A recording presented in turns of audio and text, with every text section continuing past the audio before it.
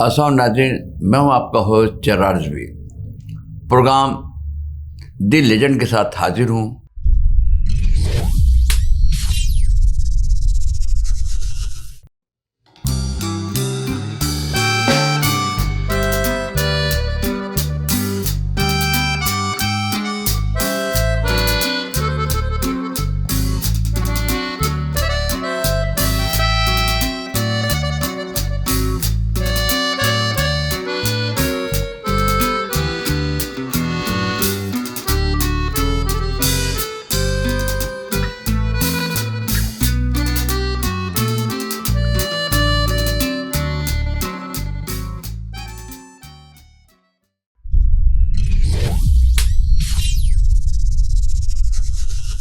आज के प्रोग्राम में पाक व हिंद के मशहूर हीरो दर्पण साहब के साथ हाजिर हुआ हूँ।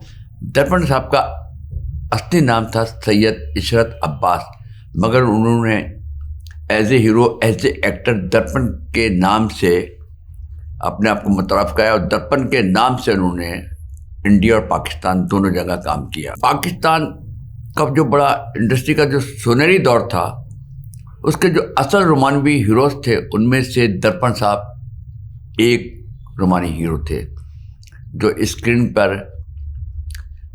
शही मारा हो, शेबा हो, नीलो हो, नैयर सुल्ताना हो, जिसके साथ भी उन्होंने रोमांस किया तो सचमुच लगता था कि सचमुच रोमांस हो रहा है। इतने रोमांटिक वो लगते थे। एक तो थे भी वो बहुत खूबसूरत, ऊपर से रोमांस करते थे तो बहुत ही प्यारे लगते थे। दर्पण साहब का ताल्लुक़ हिंदुस्तान के एक पढ़े लिखे घराने से था जो असल में उत्तर प्रदेश हिंदुस्तान से था, जहाँ वो 1982 में उनकी पैदाइश हुई थी।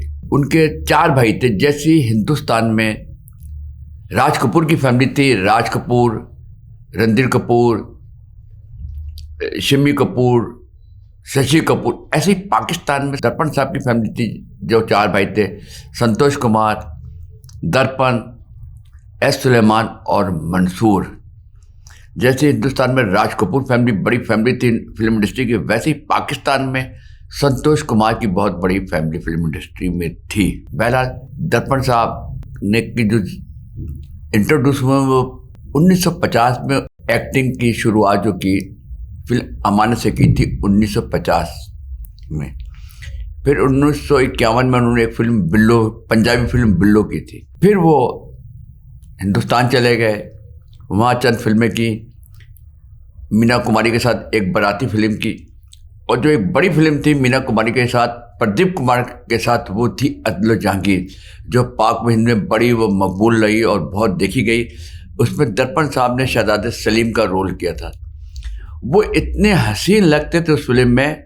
ये यहाँ से विक थी, बड़ी घूंघर वाली टर्न, कान में टॉस पहने हुए और सितार बजा रहे शहजादा, बहुत खूबसूरत। यानी प्रदीप कुमार जो फिल्म का असल हीरो था वो भी उनके सामने कुछ नहीं नज़र आ रहा था। बहरहाल वो हिंदुस्तान में दर्पण साहब की एक यादगार बड़ी फिल्म थी। फिर अदल जहांगीर के बाद कुछ अरसे में वहाँ रहे दर्पण साहब, फिर पाकिस्तान आ गए थे। पाकिस्तान में आके काफ़ी फिल्में की, मगर सही मानों में एस.एम. यूसुफ साहब की जो फिल्म सहेली थी वो उनकी एक बड़ी फिल्म थी जिसमें उनके साथ शही मारा और नैयर सुल्ताना थी। उसमें दर्पण साहब सही रोमानवी हीरो लगे। म्यूज़िक उस फिल्म का बहुत अच्छा था। फिर एस.एम. यूसुफ साहब ने जो परफॉर्मेंस कराई थी इन लोगों से, तो उसको जितनी तारीफ़ की जाए एस.एम. यूसुफ साहब की बहुत है। बहरहाल दर्पण साहब इस फिल्म में अपनी बेहतरीन किरदार निगारी की वजह से उनको साल का निगार अवार्ड भी मिला था। दर्पण साहब 1960 की दहाई के मेरे ख्याल एक मकबूल तरीन हीरो थे।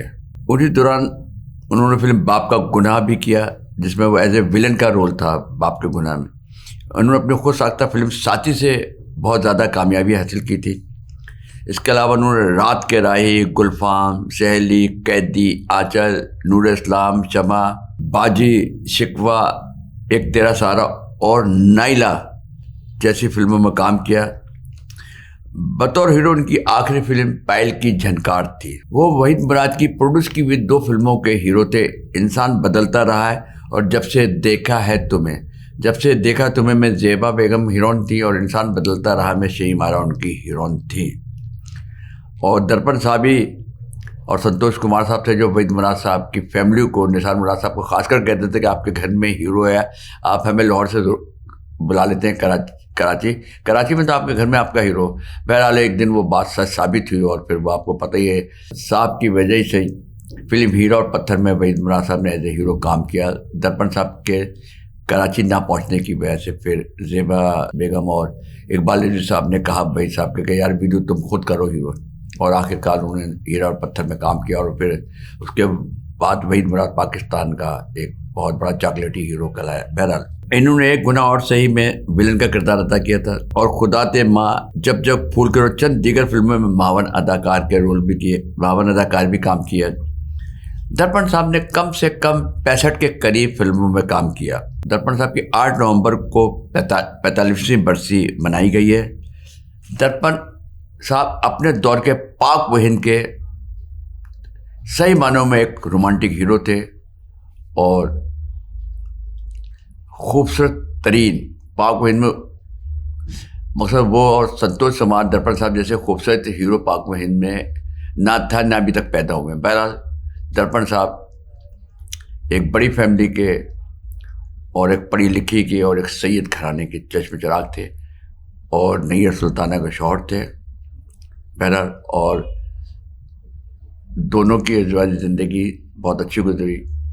पहले दर्पण साहब का इंतकाल हुआ, फिर नैयर सुल्ताना साहबा को हुआ। बहरहाल दोनों ही एक दूसरे को बहुत चाहते थे, प्यार करते थे। दर्पण साहब अपने दौर के बड़े स्टार थे।